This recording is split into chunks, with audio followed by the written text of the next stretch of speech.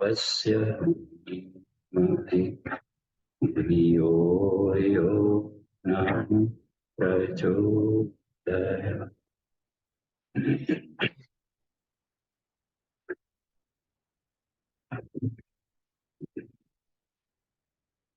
ये क्रमशः हम लोग आगे बढ़ेंगे और फिर नए चैप्टर में आज प्रवेश करेंगे, अन्नपूर्णोपनिषद।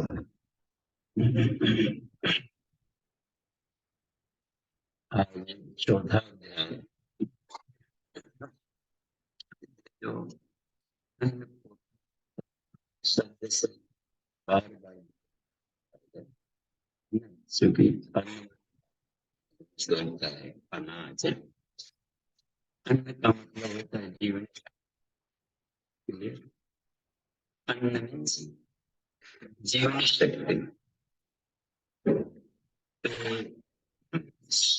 जीवित रहने के लिए कौन सी शक्ति की जरूरत है? हम लोग सोचे भात की जरूरत है कि दाल की जरूरत है, क्या है? पानी है, अग्नि की जरूरत है कि पंच तत्वों की जरूरत है? इनमें से ये न भी मिले तो भी आदमी जीवित रह सकता है। अनेकों ऋषिगण हिमालय में जब फ्रीजीकरण करते हैं, फ्रीजीकरण एक प्रोसेस है। नवंबर महीने में जब बर्फ गिरना शुरू होता है तो कहीं समाधिस्थ होकर बैठ जाए, रेयर कुछ ऋषि, और धीरे धीरे स्नोफॉल में दब जाएंगे। पता नहीं चलेगा कि इस बर्फीले जगह में कहाँ कहाँ कौन ऋषि बैठे। और जब अप्रैल में, मार्च अप्रैल में जब बर्फ गलना शुरू होता है, उसमें से फिर निकलते हैं कोआ की तरह, एकदम फाइट निकलेंगे।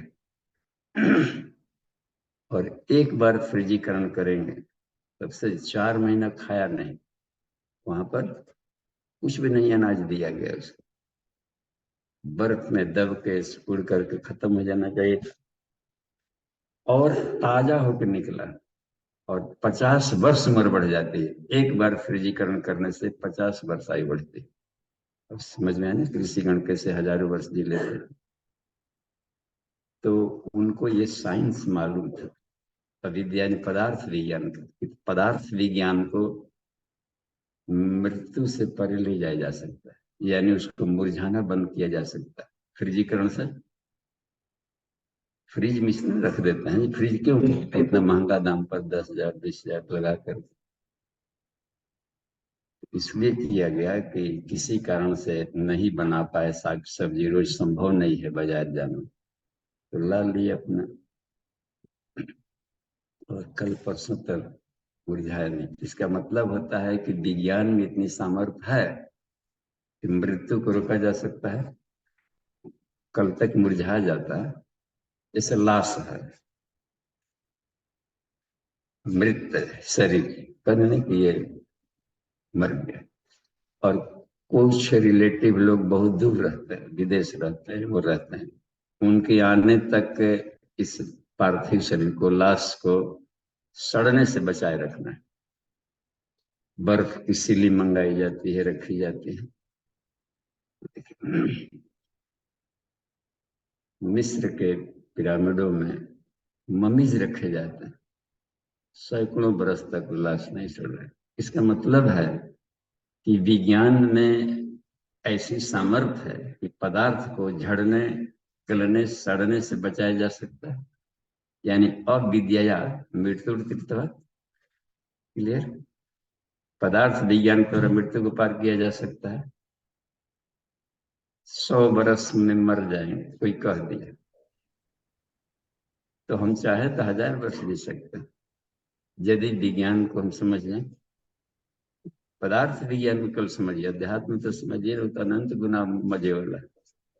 बाहर के विज्ञान में इतनी सामर्थ्य, फेफड़ा में कैंसर हो गया था, तुरंत मरने की नौबत, कैंसर का इलाज कर लिए, हो गए, उम्र बढ़ गई। जड़ी बूटियां खा ली, उम्र बढ़ गई, है ना, कि मृत्यु को टाला जा सकता है। भीष्म पितामह को उनके गुरुजी ने उनकी पात्रता देखकर इस साइंस को बताया, तुम जब तक चाहे अपने उम्र को बनाए रख सकते हो।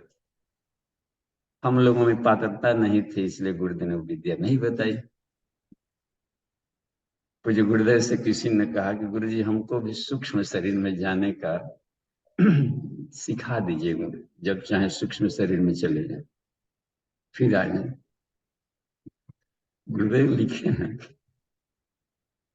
मजाकिया संत लोग बड़े असोर स्वभाव के कि हम तुमको सूक्ष्म शरीर में जाने की कला सिखा देंगे तो तुम्हारा काम नहीं करेगा, दूसरे के बाथरूम में छुप के बैठा रहेगा। क्यों सिखाएं? जब विश्वास हो जाता है कि इसको जो भी सिद्धियां देंगे उसका कानी कौड़ी प्राण भी चला जाएगा तो भी स्वार्थ में खर्च नहीं करेगा, तभी मिलती है। बाहर वाला भी, बाहर की सिद्धियां संसार के लिए होती है और रिद्धियां आत्मा के लिए होती है। तो सिद्धियों की कामना कर भी लिया, प्रैक्टिस कर भी लिए, कोई बता भी दिया तांत्रिक, तो खुद का आफत है, क्योंकि मिसयूज करेगा, अपने संस्कार को बदला नहीं। धन दे दिए और उसको सदाचारी नहीं बनाए तो सब बेकार करेगा। धन के प्रदर्शन करके भोग विलास का अपने भी तो मरेगा और गरीबों का माखौल उड़ाएगा। धन बल, जन बल, बुद्धि बल अपारा, सदाचार भी सब बेकार। रावण के पास क्या कमी थी? धन बल, जन बल, 1 लाख पुत्र, 1.25 लाख मत, अपने परिवार ही में लाखों हैं। धन बल, जन बल, बुद्धि, 10-10 फैकल्टी अकेले संभाल लेता हो, जो 10 खोपड़ी हो, 10-10 विषयों का PhD कोई हो। धन बल, जन बल, बुद्धि अपार, सदाचार बिन सब बेकार। इसीलिए पात्रता का विकास बहुत जरूरी है, चाहे संसार में प्रगति करना हो तो, या फिर आत्मिक प्रगति करना हो तो। प्रज्ञोपनिषद के पहले ही अध्याय में, या प्रज्ञा पुराण पढ़े हम तो पहले ही अध्याय में आया,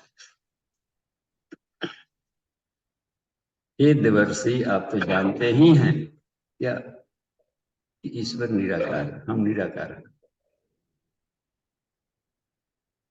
निराकारत्म हेतुश्च प्रेरणा कर तुम ईश्वर, सिर्फ प्रेरणा हम दे सकते हैं क्योंकि हाथ पांव हमको है नहीं। तो मोटिवेशन देंगे, बुद्धि नहीं दिखाई पड़ती है, रिमोट कंट्रोल का वो जाने वाले मैग्नेटिक फील्ड नहीं दिखाई पड़ता है जो सब काम कर लिए। तो मैं सिर्फ प्रेरणा भर दे सकता, लेकिन शरीर निश्चय घृणा गति संचलाने देता। गतिविधियों के लिए हमको शरीरधारियों की जरूरत पड़ती। तो कैसे शरीरधारियों की हमें जरूरत है? जो हमारे काम करने में ची न बोले, ची बोल देंगे तो कैसे होगा? कड़ा कड़ा काम करना है, छोड़ के भाग गए। मोर्चा पर गए थे, फायरिंग करना था, तारी अहिंसा परमो धर्मो, भाग गए छोड़ के। तो उनको तो जब कहेंगे, कह देंगे कि तुरंत अहिंसा बनो, तुरंत हिंसा बनाओ, तुरंत संत बन जाओ, तो ची बोल जाएंगे। इसको कहते हैं वरिष्ठ आत्मा। जो श्रद्धावान है, पूछा कि वरिष्ठ कौन है, पात्रता का विकास करने तो क्या करें? कटोरा, पात्रता कटोरा, कमंडल रोज मुड़ी ठोकने से क्या होगा? गायत्री माता की कमंडल है ना पात्र, तो पात्रता को डेवलप करो, तो जो ज्ञान है, ज्ञानामृत है, वो इसमें भरेगा, नहीं तो डाइजेस्ट नहीं होगा। ज्ञान आएगा छहल के फेंका जाएगा, पत्थर पर कितना हो बारिश हो, क्या उगेगा? तो पात्रता विकास तीनों शरीरों का करना है कि ट्रिपुल, मोटे मोटे 3 शरीर है, तो तीनों शरीरों को मजबूत बनाना होगा। तो जो कारण शरीर है उसको श्रद्धावान बनाना पड़ता है, जो सूक्ष्म शरीर है उसको प्रज्ञावान बनाना पड़ता है। और जो स्थूल शरीर है उसको निष्ठावान बनाना पड़ता। निष्ठा यानी राम काज किए बिना मोहि कहाँ विश्राम, ये निष्ठा है। ईश्वर काम के लिए जन्म लिए हैं तो करें। आत्म निर्माण, परिवार निर्माण के लिए जन्म लिए, समाज निर्माण, इकोलॉजिकल बैलेंस के लिए जन्म है। पूरे यूनिवर्सल जैसे जैसे रेंज बढ़ाएंगे इतना अच्छे से बढ़े। इतना Lali, you सरल can watch your show now. कि नहीं कर नहीं, यहाँ इसमें आ रहा है कि नहीं का म्यूट नहीं है।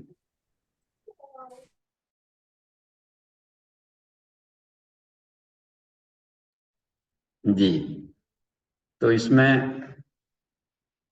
अध्यात्म लग रहा है ना कितना सरल है।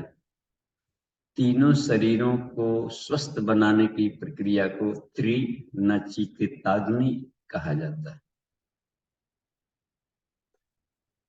कारण शरीर को स्वस्थ बनाने वाली जो भी प्रक्रिया है उसको उपासना कहेंगे। ठीक, जप है, ध्यान है, स्वाध्याय है, या फिर सत्संग। पढ़े लिखे हैं तो स्वाध्याय करें, नहीं पढ़े लिखे हैं तो सत्संग करें, पढ़े लिखे अनुभवी लोगों से दोस्ती करें, और जप में मन नहीं लग रहा है तो ध्यान करें। ध्यान से भी तो समीपता बनेगी। नहीं, ध्यान में भी नहीं मन लगता है, बैठना पड़ता है, बैठ नहीं सकते, तो ठीक है, स्वाध्याय करें, चलते फिरते उठते बैठते सेल्फ स्टडी करते हैं। पत्थरों को किसने बनाया, हवा कहाँ से आई, कहाँ जाती है, हवा का विस्तार क्या है, ये जल कहाँ से आता है, इस पर तो स्टडी मन चिंतन कर दे सकते हैं। इसका ओरिजिन क्या, हम कहाँ आए हैं, क्यों आए हैं, क्या करने हैं, क्या उचित है। सेल्फ स्टडी तो कहीं से किया जा सकता है। चलते फिरते रहो, ट्रेन में बैठे रहो, बाथरूम में रहो, क्या अंदर पड़ रहा है। वो भी नहीं करने आ रहा है तो फिर सत्संग करें। 2-1 घंटे 5-10 मिनट ऐसे लोगों के बीच में बिचाएं जो कि अनुभवी लोग, श्रेष्ठता के लोगों में परिणय। अब देखिए कितना बढ़िया है उपासना का सरल तकनीक। अच्छा, जब बात समझ में आ गई कि ये आदर्श अच्छा चीज है, अच्छी चीज है, आइडियल से, तो अच्छी चीज है, हर तरीके से जांच लिए, तो फिर उसको एडॉप्ट करें। एडॉप्टेशन अपने भीतर, डाइजेशन, उसको आध्यात्मिकता का। अच्छाई पर अटूट श्रद्धा हो तो आस्तिकता कहलाएगी। उस अच्छाई को अपने भीतर अपना करके वैसा बन गए रोल मॉडल तो आध्यात्मिक व्यक्ति कहलाएगा। और उसका प्रैक्टिकल करने लगे तो धार्मिक कहलाएगा। धार्मिकता माने पूजा पाठ नहीं, मैनर्स का धनी हो बस।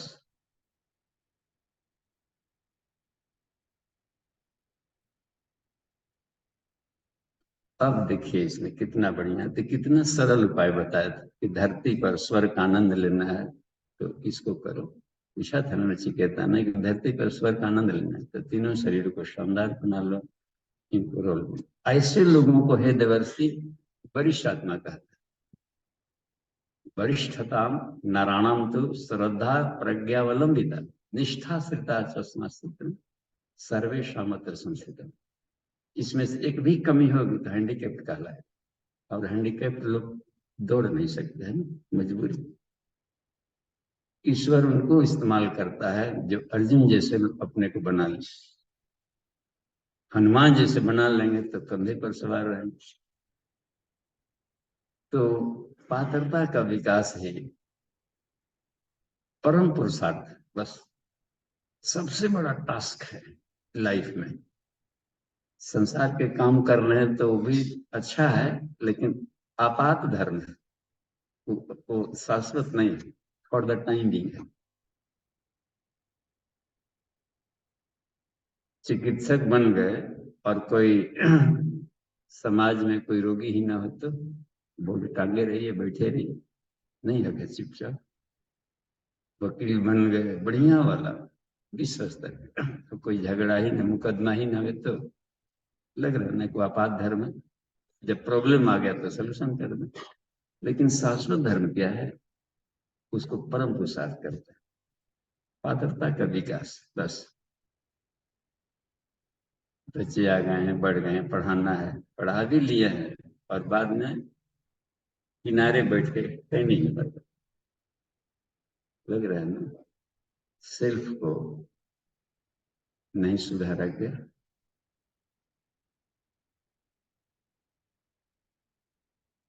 तो दोषाणाम दुर्गुणानाम च, तीनों शरीरों में जो क्या कहेंगे, तीनों शरीरों में जो डार्कनेस है, जो कचड़े हैं, टॉक्सिन्स, किसी निगेशन का है, निगेशन, तो उसको हटाने की प्रक्रिया हटाने ही पड़ेगी। कमंडल में गोबर रख के किसी से मांगे खीर डाल दीजिए तो नहीं डालेगा, जिद करेंगे तो भी नहीं डालेगा, उसका खीर बर्बाद है। तो पहला काम होता है कि सफाई। सफाई की प्रोसेस को तप कहते हैं, तपस्या। और उसमें जो डालेंगे अमृत, उसको योग कहेंगे। तप और योग, ये ही दो भुजाएं हैं अश्विनी कुमार के, जिससे हम ईश्वर को पा सकते हैं। बस तप और योग। तपस्वी भरी को योगी, तपस्वी से योगी श्रेष्ठ है, क्या है ना कृष्ण में। सफाई करना भी जरूरी है, लेकिन सफाई करके खाली खाली बर्तन लेके बैठे, डालना पड़ेगा इसमें। क्लीनिंग के बाद में प्राणिक हीलिंग करना पड़ता है। आयुर्वेद का चिकित्सक रिचन करके पहले कचड़े को निकालेगा, जैसे सन प्रक्षालन हो गया, और फिर काल से फिर वही पकौड़ी फई छमो से फिर डालते रहे, तो क्या फायदा है सफाई का। इसके बाद कचड़े नहीं डालेंगे इस बॉडी में, वो चीज डालेंगे जो कब हेल्थ बनावे। तो ये भूल मत हो, सफाई के बाद में उसका बढ़िया यूज हो। ज्ञानीभ्यो च मतोधिकम कर्मेभ्यश्च अधिको योगी तस्मात् योगी भवार्जुन, है ना इसमें। अब इसमें अब देखिए, तो पात्रता का विकास, दोषाणाम दुर्गुणानाम च वारणम, हटाना। धर्तुम च संपदा देवी, दैवी गुणों को धारण करना। पौरुषम पात्रता, यह पात्रता का विकास इस सृष्टि का सबसे बड़ा पुरुषार्थ है। इसलिए कहा आत्म सुधार संसार की सबसे बड़ी सेवा। आत्मनिर्माण में वास्ती भाग्य निर्माण उज्ज्वल, जो आत्मनिर्माण करने में सफल हो गए वो अपना भाग्य बना लेगा। वो भाग्य का रोना नहीं रोएगा कि हमारे भाग्य में लिखा है, उसका भाग्य में बने। अपना भाग्य खुद बनाए। मानव स्वस्य भाग्य से विधाता स्वयं, हर मनुष्य अपने भाग्य का निर्माता खुद है, बस। और जो अपना भाग्य नहीं बदल सकता, क्या रूप रोते रहे। जो आत्मनिर्माण करने में सफल हो गया वही युग निर्माण कर सकता है या विश्व निर्माण कर सकता है। आत्मनिर्माण में अवस्थित भाग्य निर्माण उज्ज्वलम इत्थम यत्न तथा विश्वम भविष्य भावयन्त्यलम। प्रज्ञोपनिषद के सब जो सूत्र हैं आज के विश्व के लिए, सभी बुद्धिजीवियों के लिए जो बौद्धिक धरातल है, क्योंकि साइंटिफिक है, इसे किसी तरीके से क्रॉस नहीं कर सकते। ये एब्सोल्यूट फॉर्मेंस है। गायत्री मंत्र इसलिए श्रेष्ठ हो गया कि इसमें एक ऐसा रास्ता बताता है जिसको अवॉइड नहीं कर सकते। मंत्र माने मंत्रणा सलाह, और महासलाह महामंत्र यदि छोड़े तो घाटा में रहे। क्या महासलाह है, भर को भूंज डालो, दोषाणाम दुर्गाणाम च, और देवस्य धीमे धरतुम च संपदा दे, है ना? तो तब जाके हम अपने सामर्थ्यों का सदुपयोग कर सकते हैं भैया। और क्या करना है, सविता को ग्रहण कर ले, ईश्वरीय अनुशासन को ग्रहण करके हम जा सकते तत्सवितुर्वरेण्यम, बस। क्योंकि किसके डिसिप्लिन में रहना है, इनके नहीं, जो अपने से श्रेष्ठ है। आत्मा से श्रेष्ठ सिर्फ परमात्मा है। उससे जुड़ करके हम काम करेंगे तभी कहलाएगा कि हम योगी हैं, बस। और सेल्फ डिसिप्लिन नहीं, आत्मा के अनुशासन में यदि पदार्थों पर नियंत्रण करेंगे तो यही एक शैली है, इंडियन कल्चर इसी को कहते हैं, भारतीय दर्शन। पदार्थ जगत पर आत्मा का नियंत्रण, और आत्मा ईश्वर के अनुशासन में रहकर काम करे, इस तरह के जीवन जीने की शैली को देव संस्कृति कहते हैं। वो मनुष्य को देवता बना दी। निर्माति मानवम या तो देवम, वही देव संस्कृति। तो ये साइंटिफिक कॉन्सेप्ट क्लियर होना चाहिए साधन में। आज ये जो प्रश्न है चौथे अध्याय में, तो देखिए चौथे अध्याय में 90+ मंत्र, तो साफ है एक दिन में हम लोग लेंगे तो फायदे में नहीं रहेंगे, थोड़ा गति को धीमा चलेंगे। हो सकता नहीं है तो नेक्स्ट सेशन में हम लोग समझेंगे, छलांग लगाने से बात नहीं बनेगी।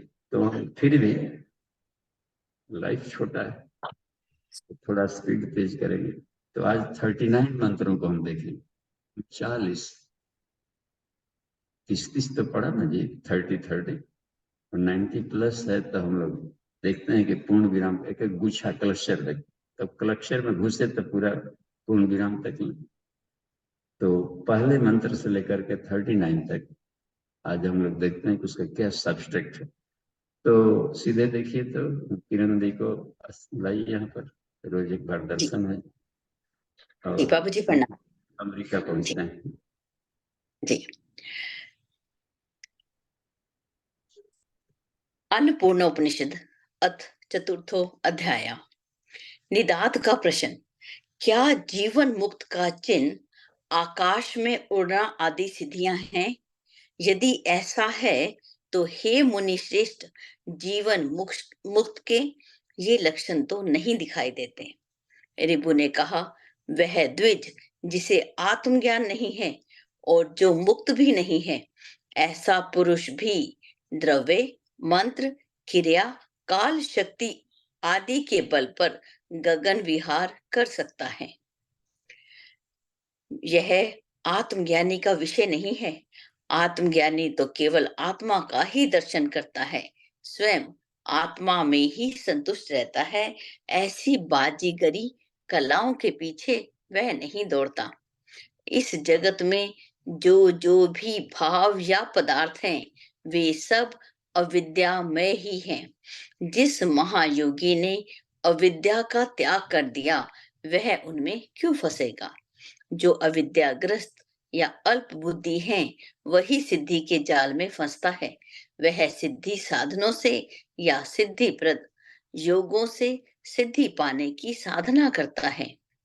द्रव्य, मंत्र, क्रिया एवं काल युक्तियां सिद्धि तो प्रदान कर सकती हैं, किंतु परमात्म पद की प्राप्ति में रंच मात्र भी सहायता नहीं कर सकती।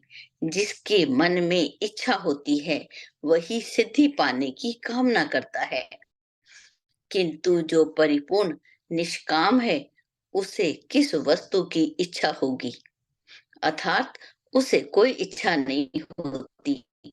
हे मुनि, समग्र इच्छाओं के पूर्णतः शांत होने पर ही आत्म लाभ की पात्रता होती है। फिर वह अचित सिद्धि पाने की इच्छा कैसे कर सकता है? चाहे सूर्य की रश्मियां शीतल हो जाएं, चाहे चंद्र मंडल तपने लगे, चाहे अग्नि की ज्वालाएं अधोमुखी हो जाएं, परंतु जीवन मुक्त को इन बातों से बिल्कुल आश्चर्य नहीं होता है। परम तत्व में अधिष्ठित होने पर रस्सी में सांप की भ्रांति नहीं होती। इस तरह के माया जाल में ज्ञातव्य को जानने वाले वीतराग, महामेधावी एवं जिनकी अज्ञान ग्रंथियां खुल गई हैं, ऐसे सभी लोग शरीर धारण करने में स्वतंत्र होते हैं। जिस धीर पुरुष को सुख दुख आदि द्वंद साम्य अवस्था से विचलित नहीं करते हैं, उसी का चित्त मृत जानना चाहिए। सच है, निःश्वास पवन से पहाड़ नहीं उड़ सकता है। कष्ट, कृपणता, उत्साह, मद, अल्पज्ञता एवं महोत्सव आदि जिसमें विरूपता उत्पन्न नहीं कर सकते, उसी का मन नष्ट हो गया है। चित्त नाश के दो भेद हैं, स्वरूप और अरूप। जीवन मुक्ति की अवस्था में स्वरूप तथा देह मुक्ति की अवस्था में अरूप चित्त नाश होता है। चित्त का जीवित रहना ही कष्टदायक है और चित्त का नाश ही सुखप्रद है। अतएव अभ्यास योग से चित्त सत्ता को क्षीण कर देना, चित्त को नष्ट कर देना चाहिए। उस मूर्ता को ही मन समझो। जब वह मूर्ता नष्ट हो जाती है, तब चित्त नाश नामक मन का स्वरूप कहा गया है। मित्रता आदि गुणों से संयुक्त मन उत्तम वासना वाला माना गया है। जीवन मुक्त का वही मन भी फिर जन्म रहित हो जाता है। हे निदाद, जीवन मुक्त पुरुष का ये स्वरूप चित्त नाश कहलाता है। जिसमें देह की मुक्ति हो जाती है, वह मन का अरूप नाश कहा जाता है। विदेह मुक्ति प्राप्त होने पर यह मनोनाश पूर्णतः क्रिया शून्य हो जाता है, निष्कल निरंजन हो जाता है। उस स्थिति में समग्र श्रेष्ठ गुणों का आधारभूत अंतःकरण भी परलीन हो जाता है। पावन परम निर्मल परम पद में देह मुक्ति हो जाने पर सत्व अर्थात अंतःकरण का भी क्षय हो जाता है। चित्त नाश की भी अरूप अवस्था हो जाती है। तब यहाँ कुछ भी नहीं रहता है, ना गुण ही विद्यमान रहते हैं, ना अगुण, न श्री ही शेष रहती है और न अश्री, ना लोक ही शेष रहता है, ना उदय होता है और ना अस्त, ना हर्ष होता है, ना अमर्ष और ना उनका ज्ञान ही रहता है।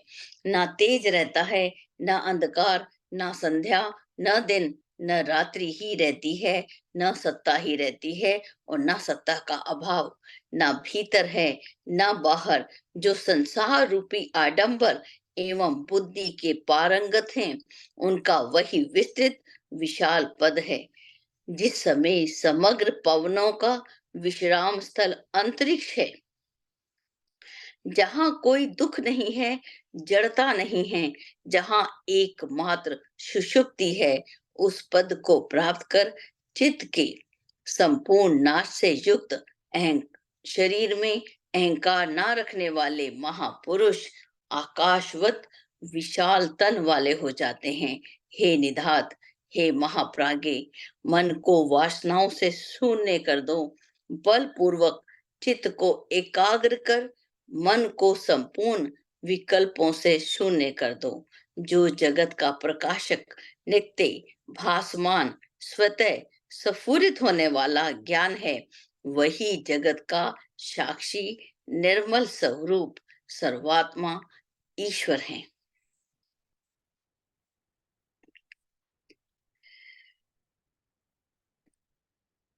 संपूर्ण प्राणियों में प्रतिष्ठित प्रज्ञान घन ही जिसका लक्षण है, विद्या द्वारा ही जो ग्राह्य है, एकमात्र सत्य ज्ञान एवं सुख स्वरूप ही ब्रह्म है। अहम ब्रह्मास्मि, इस भाव की एकमात्र अनुभूति से ही मननशील व्यक्ति कृतार्थ हो जाता है। संपूर्ण चराचर का आधारभूत द्वंद्व रहित अद्वैत सनातन ब्रह्म ही सच्चिदानंद स्वरूप है। वह वाणी और मन का विषय नहीं है। जहां न चंद्र सूर्य प्रकाश देते हैं, ना वायु चलती है, ना देवता ही प्रकाशित होते हैं, वही देवादिदेव भावभूत स्वयं विशुद्ध विरज ब्रह्म प्रकाशित हो रहा है। उस अनादि अनंत ब्रह्म के अनुभव गम्य हो जाने पर हृदय की संपूर्ण अज्ञान ग्रंथियां समग्र संशय छिन्न भिन्न होकर विलीन हो जाते हैं। तत्पश्चात संचित प्रारब्ध का कोई कर्म शेष नहीं रहता है। इस शरीर में दो पक्षी जीव एवं ईश्वर साथ साथ निवास करते हैं। इनमें से जीव तो कर्म फल का भोग करता है, ईश्वर नहीं। वह महेश्वर शरीर में रहते हुए भी कर्म का फल नहीं भोगता, किंतु साक्षी के रूप में उपस्थित रहता है। माया के कारण ही दोनों में भेद दिखाई देता है। वह चिति या चित्त शक्ति चित्त के संस्कार होने के कारण भिन्न प्रतीत होती है। चित्त का संस्कार समाप्त हो जाने पर वह मिलती नहीं दिखती। जी बाबूजी, प्रणाम।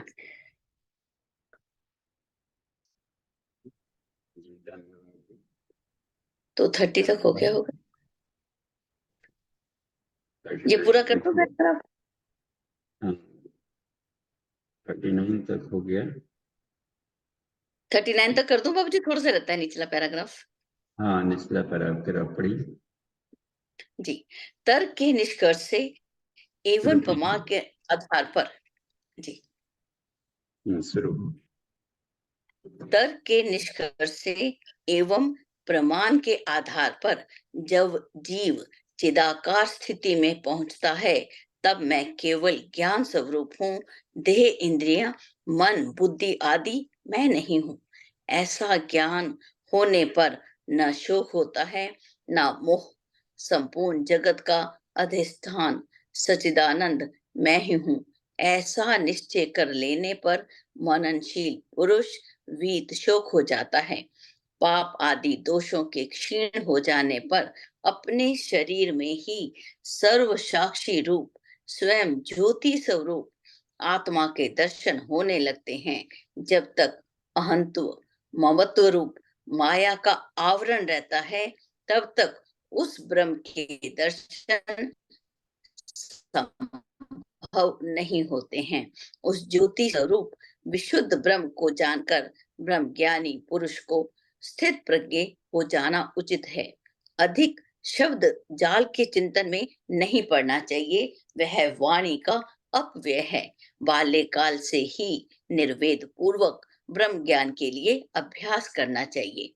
मननशील स्थित प्रज्ञ को भोगों से विरक्त होकर बाल्यकाल से ही ब्रह्म विद्या के प्रति जिज्ञासा करनी चाहिए। शुभ या अशुभ बीज वाला अंकुर तो शरीर के साथ चित्त में रहता ही है। इस प्रकार यह भौतिक शरीर ही संसार रूपी लता का बीज है। जी बाबूजी, प्रणाम।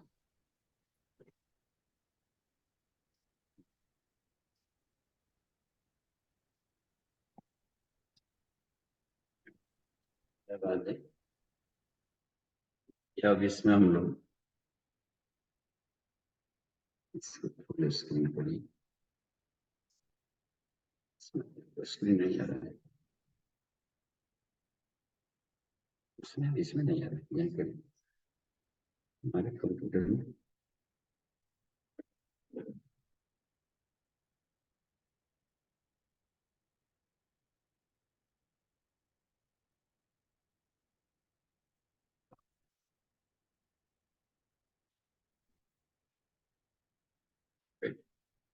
देखिए, इसमें हम लोग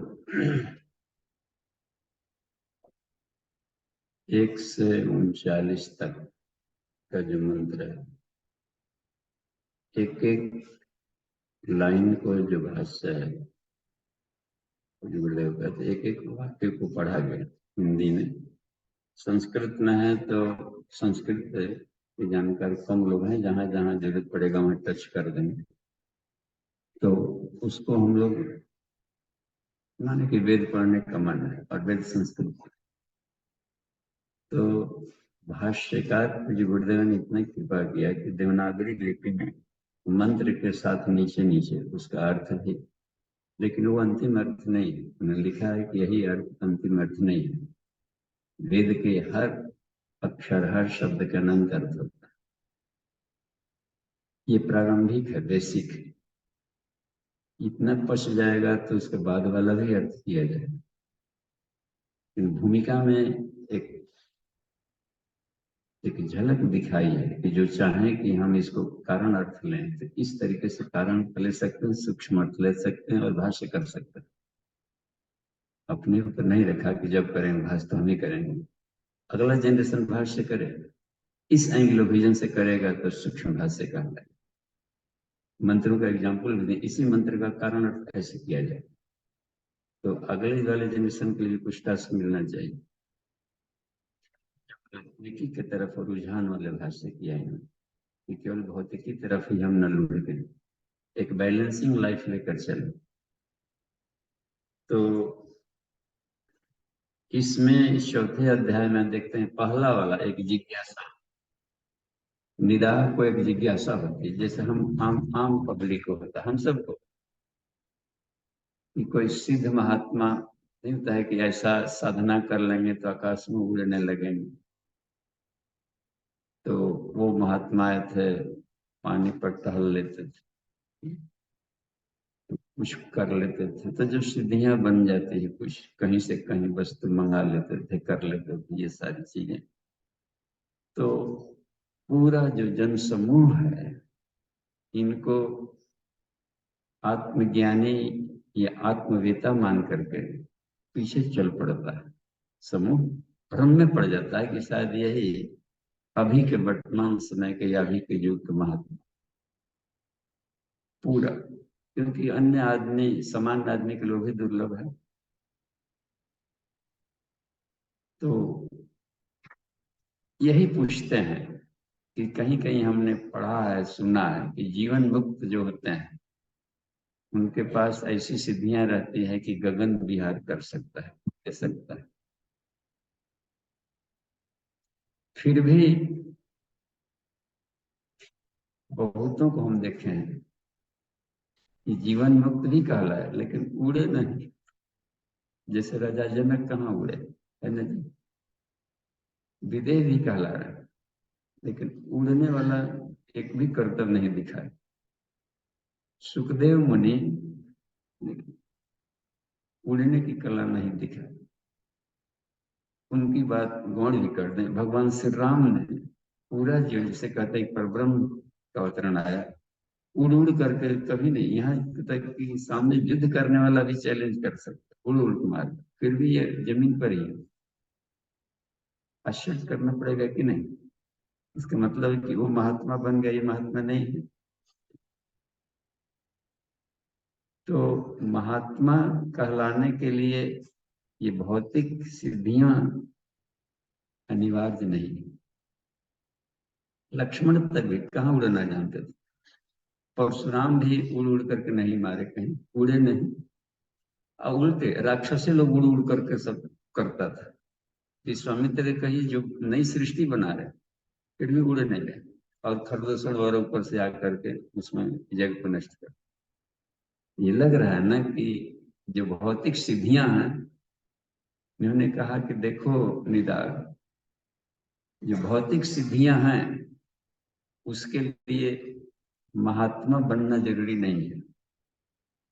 उसको भौतिक विज्ञानी भी कर सकता है। कैसे? द्रव्य देकर भी उड़ सकता है।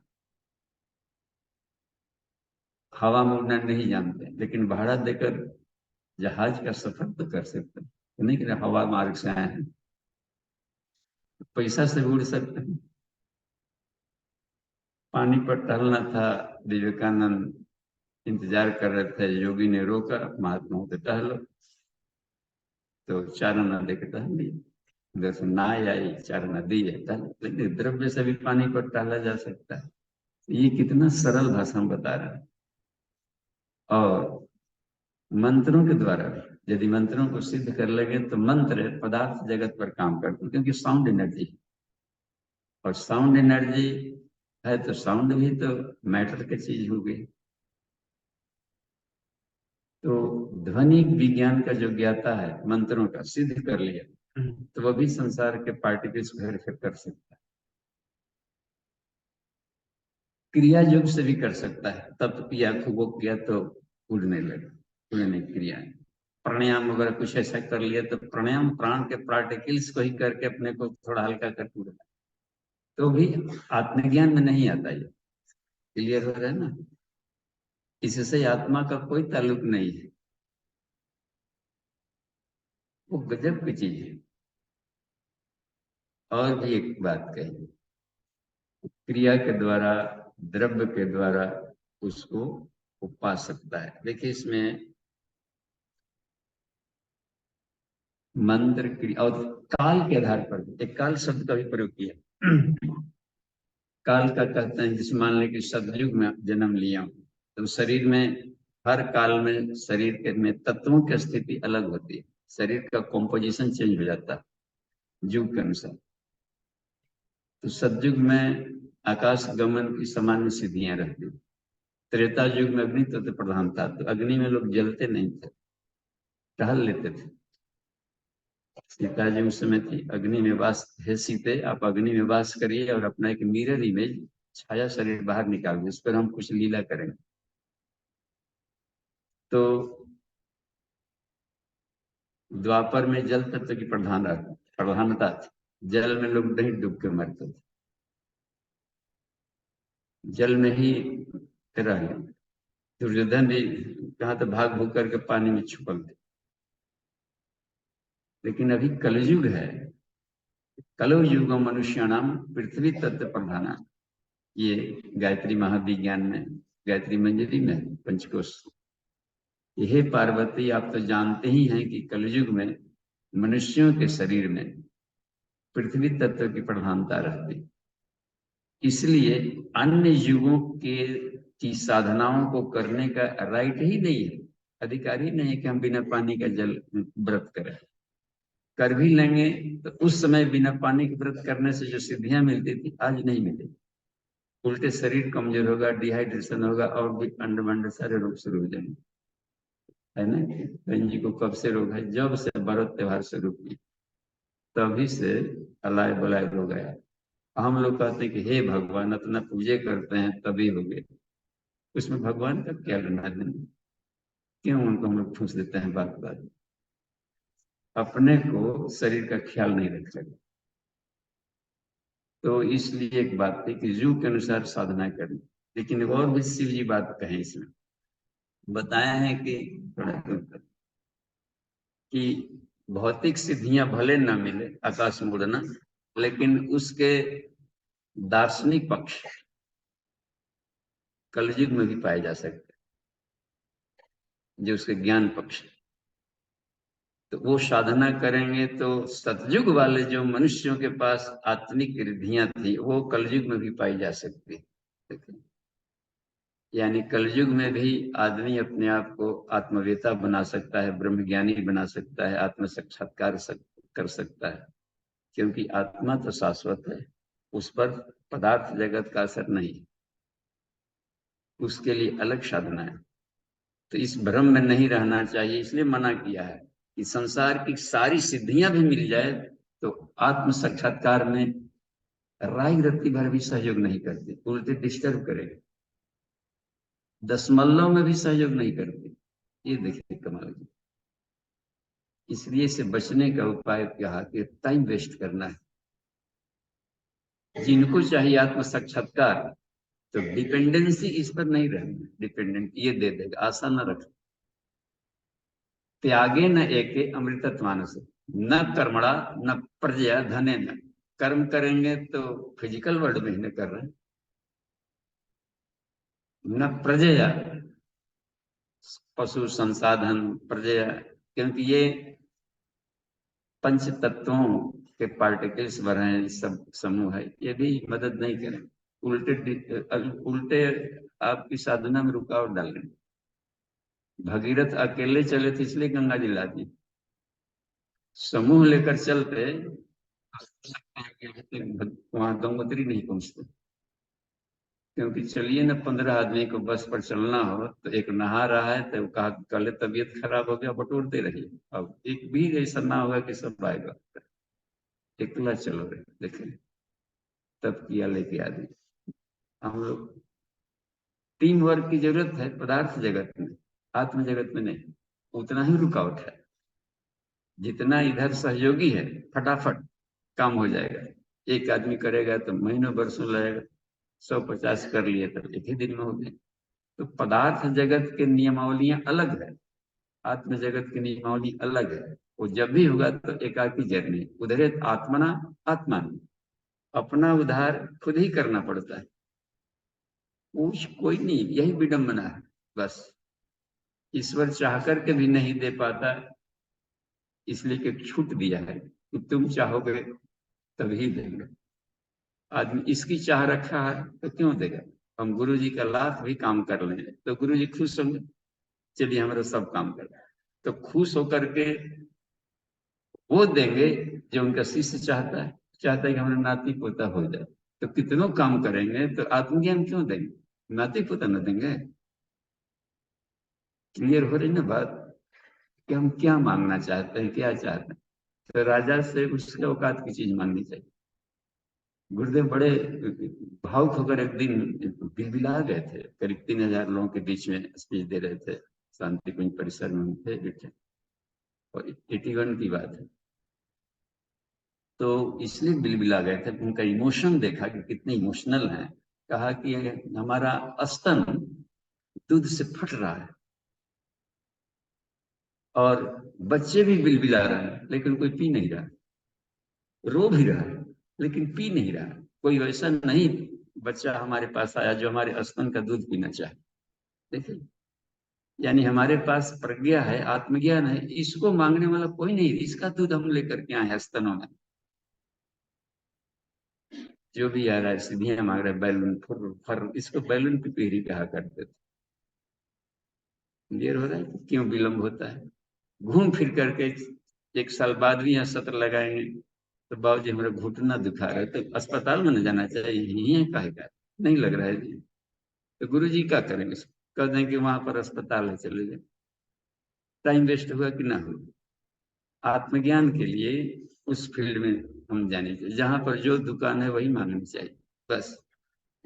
तो उसमें दिक्कत आती है, तो वही कहे कि देखो निदान संसार में जहां तुम्हें सिद्धियां दिखाई पड़ती है वहां आत्म तत्व नहीं है।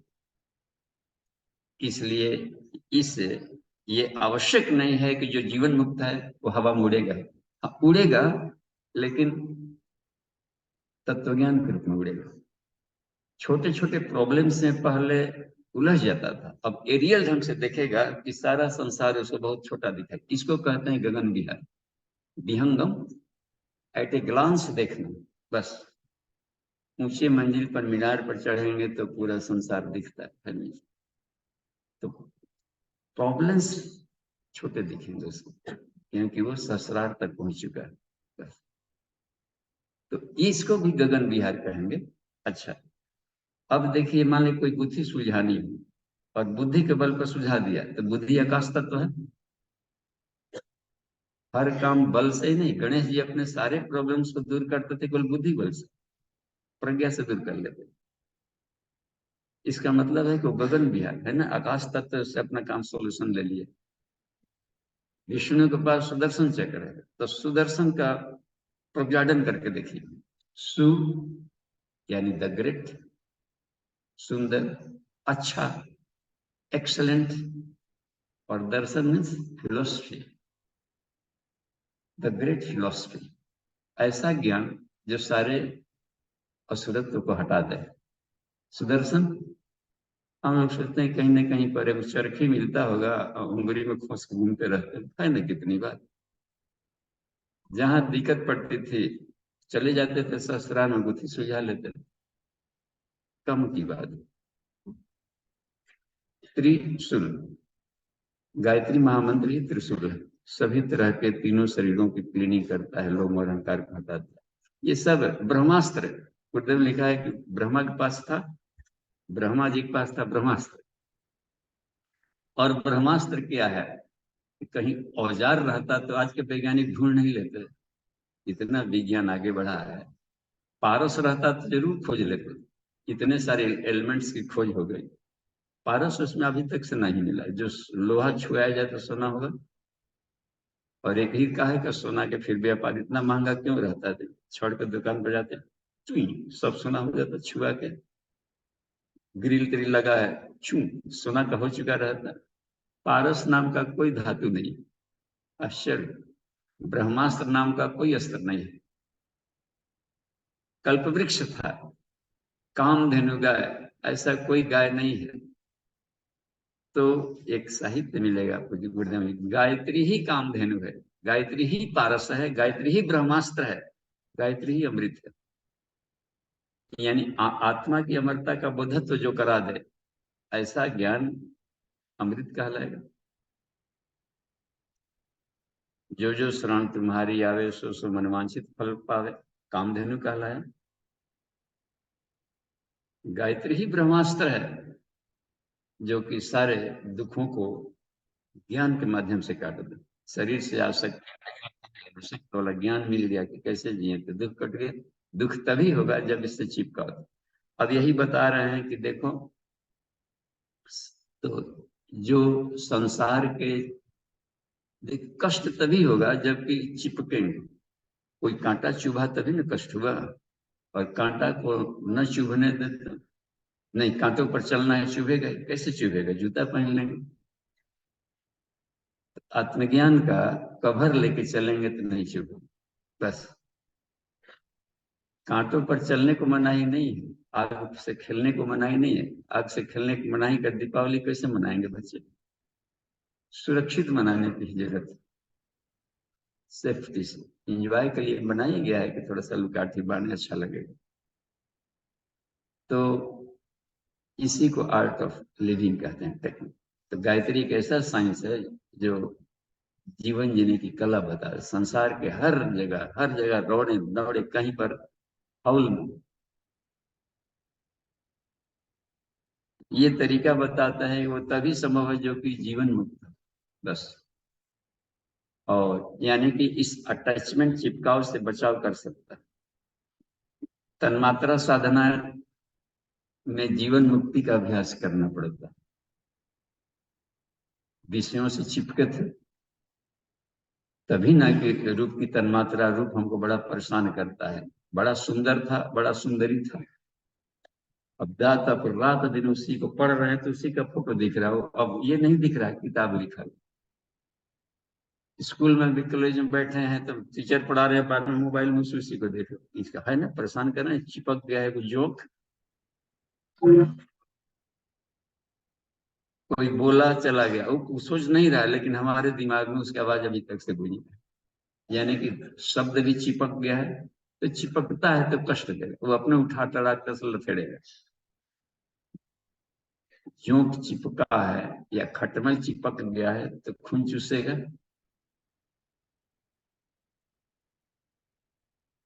तभी नमस्ते है जी, खिलनी निकालते हैं, कुछ न कुछ जरूर बुलबुलाहट होती है जीवन। तो इसको छुड़ाने की क्रिया को तन्मात्रा साधना कहते हैं। क्लियर हो रहा है ना? एक एक रूसी को निकालना पड़ता है बस। क्योंकि जहां चिपकेगा फिर बाल को झाड़ेगा, खाएगा। हम लोग सोचेंगे कि बड़ा मजा है। सांप के बीच में खेलना है एक कई, और ये सारे सर्प हैं बस स्पाइरल, माने जो कि उतार चढ़ाव वाले हैं वो सर्प कहलाते हैं। तो रूप रस गंध शब्द स्पर्श सब सर्प हैं, स्पाइरल वेव्स हैं, तरंग। अब चाहे तो उसको ऊंचा नीचा करके स्वाद चेंज कर सकते।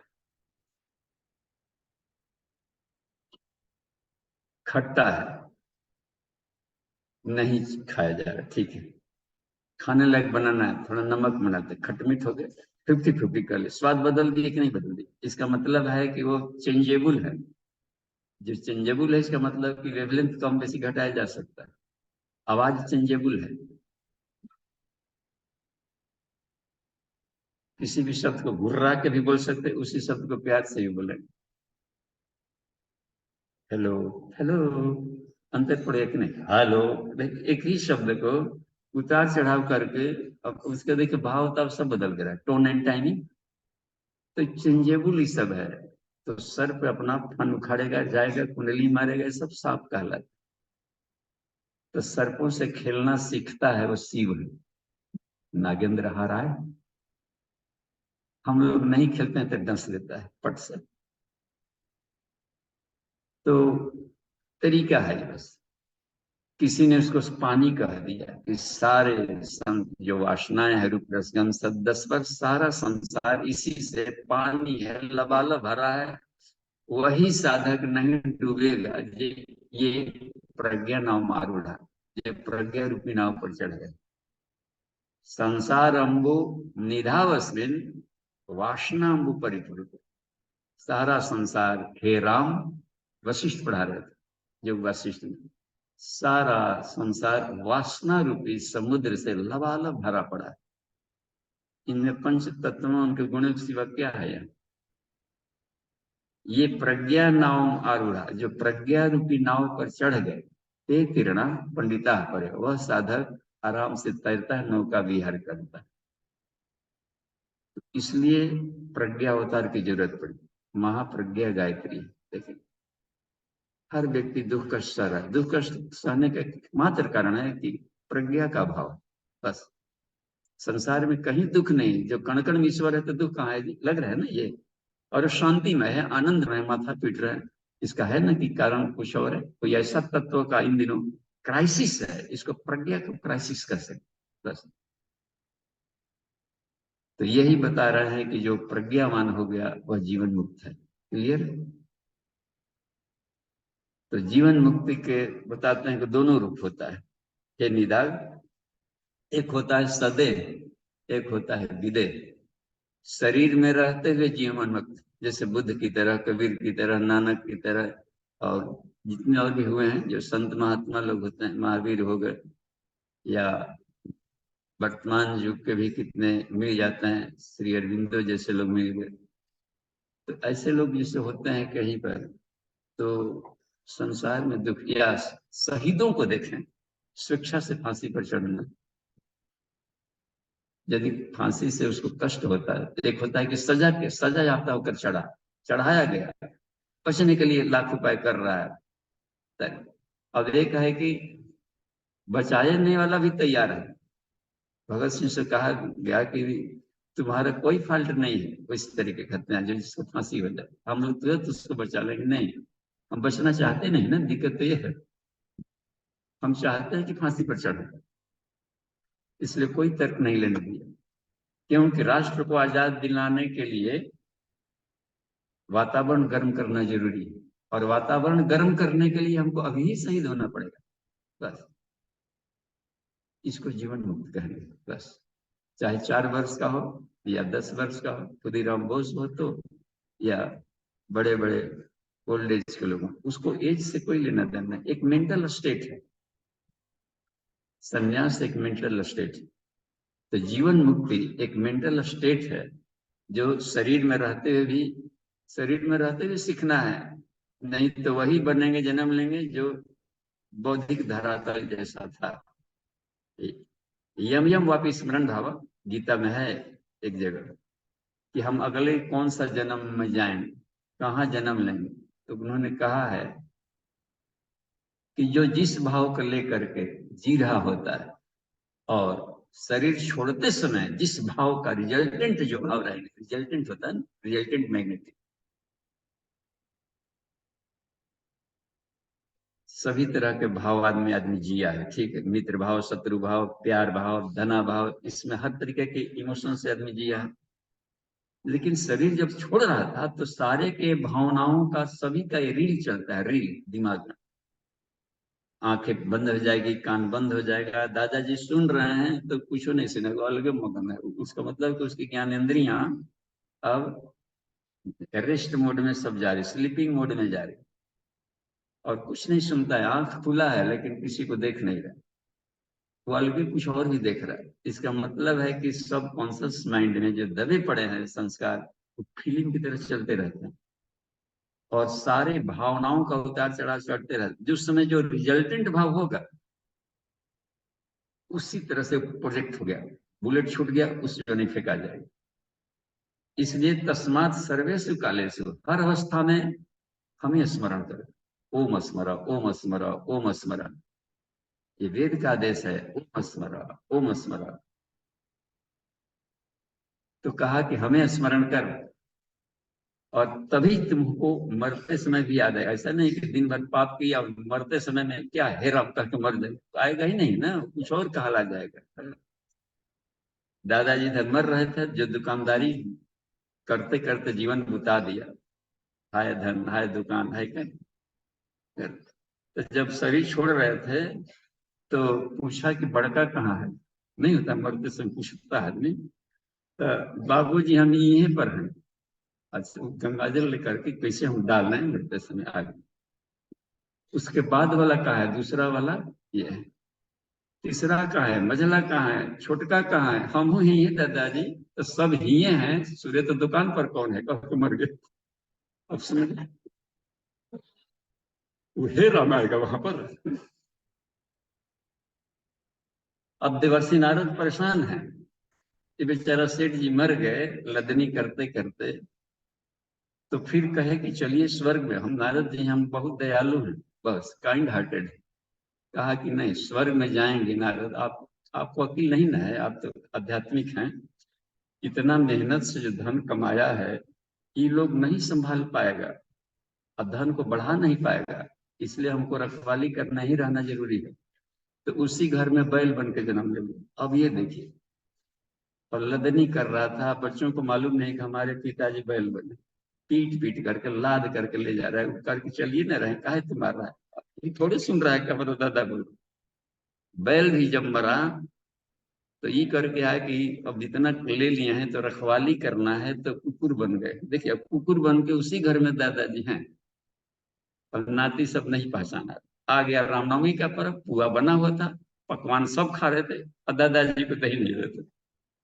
थोड़ा मालूम है कि कुकुर के भेसनीय पर, तो सोचे कि हमारा ही धन हम ही को नहीं दे रहे, किचन रूम में घुस गए, चाकू चपड़ खाने लगे। आया उनका एक लड़का, सोटा से मार के थूथुन फोड़ दिया।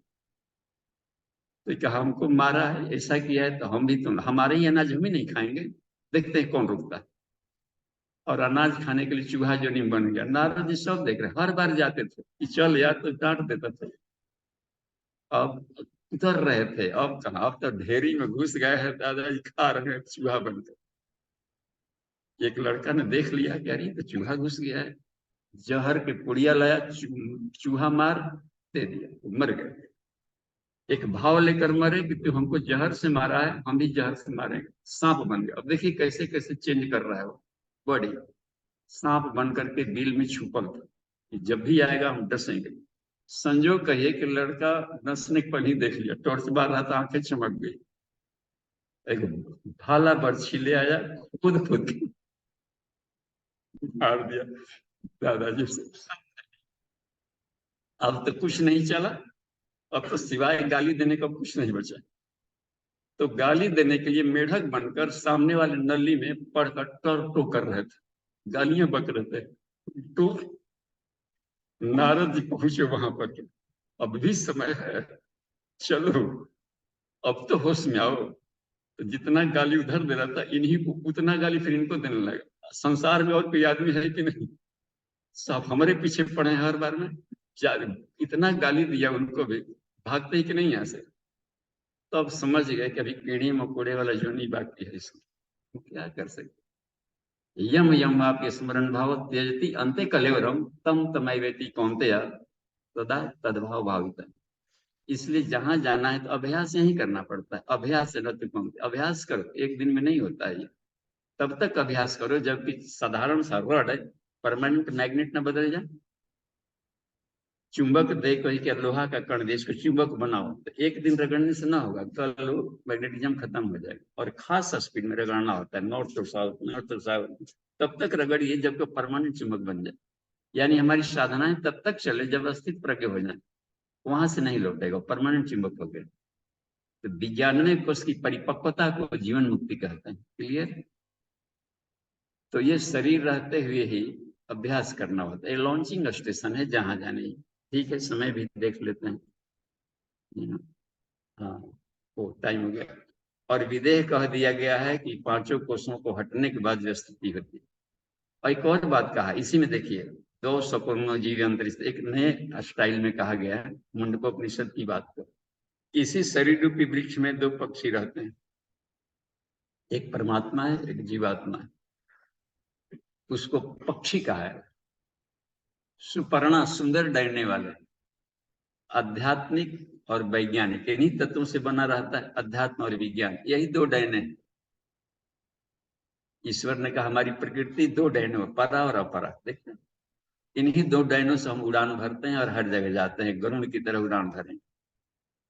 तो एक फलों को खाता है। अच्छा, एक तरफ बोल दिया कि दो है ही नहीं, एक ही ईश्वर है, कंफ्यूजन हो रहा है कि नहीं यहाँ पर। तो हम कंफ्यूज न हो, क्योंकि वह आत्मने सब प्राणो जायते, ईश्वर ही जीव कहला रहा है।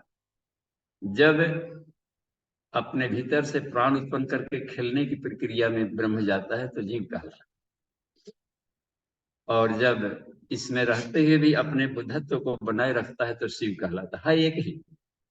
तो भीतर में दो तत्व भी नहीं है, दो पक्षी केवल कहने भर के लिए, एक ही पक्षी इसमें है। जब जीव भाव में रहता है तो जीव कहलाता है, शिव भाव में है तो शिव कहलाता है। देखिए केवल टर्म, तो प्राण की गति ऊपर भी जाएगी नीचे भी जाएगी। ओम प्राणाय नमः, जस सर्वम इदम बस, उस प्राण को प्रणाम जिसके कंट्रोल में नीचे वाला है ना। तो जड़ चेतन का मिश्रण है, जहां हमारा फोकस नीचे होता है तो हम जीव जीव कहलाने लगते, यानी हम संसार के विषयों में चिपकाव की तरफ भागने लगेंगे तो जीव कहलाने लगेंगे, और आत्म स्थिति में आ जाएंगे तो शिव कहा एक ही तत्व अपने भीतर में। तो ये जो होते हैं समझने की एक प्रणाली के लिए दो करके पढ़ाए जाते हैं कहीं भी कहीं। एक ही विषय को कोई 4 भाग में पढ़ाएगा, रुपए के 4 भाग होते हैं। चौवन्नी पढ़ाने आया, साफ जारी की चौवन्नी करके पढ़ाएगा। कोई कह दिया कि नहीं रुपए के 2 ही भाग होते हैं, मात्र 2 की साधन, अठन्नी पढ़ाएगा, रुपया के उसके उसके जो मापन है उसको नहीं बदलेगा। तो यह बात बताई जाती है, कोई 2 कह के पढ़ाया, कोई 3 कह के, तो इसमें हम कंफ्यूज नहीं होने चाहिए। एक ही तत्व को एकम सद विपरा बहुधा बदंती, जो एक ही सत्य को, एक ही प्रॉब्लम्स को अनेकों तरह से सुलझा सकता हो, वो उसको सद विपरा कहते हैं। ये अच्छे प्रोफेसर है, जैसा से आया उसको उसके ढंग से पढ़ा दिया, उसी प्रॉब्लम को सोल्यूशन देने के लिए तरीका बता दिया। तो ये है बढ़िया से उपाय। तो इसमें यह तरीका है कि देखो निदान जीवन मुक्त का पहले अभ्यास करो, और जीवन मुक्त जब पक जाता है तो विदेह मुक्त हो जाता है। वही पकने का स्थिति में इससे किसी भी तरीके से आप संसार में रहते हुए अटैचमेंट नहीं, तो उसके लिए संसार नाम की कोई वस्तु नहीं रहे, और समझ जाता है कि सिर्फ वेव्स हैं, ऊर्जा है, तरंगे है, और ऊर्जा भी हम जब चाहेंगे व्हील पावर की तरफ निकाल सकते हैं, समेट लेते हैं। तो उस स्थिति को शांत और मौन स्थिति को विदेह करते हैं। क्लियर है? तो यहीं पर हम विराम लेते हैं और प्रश्नोत्तरी में देखते हैं क्या है। खोलिए।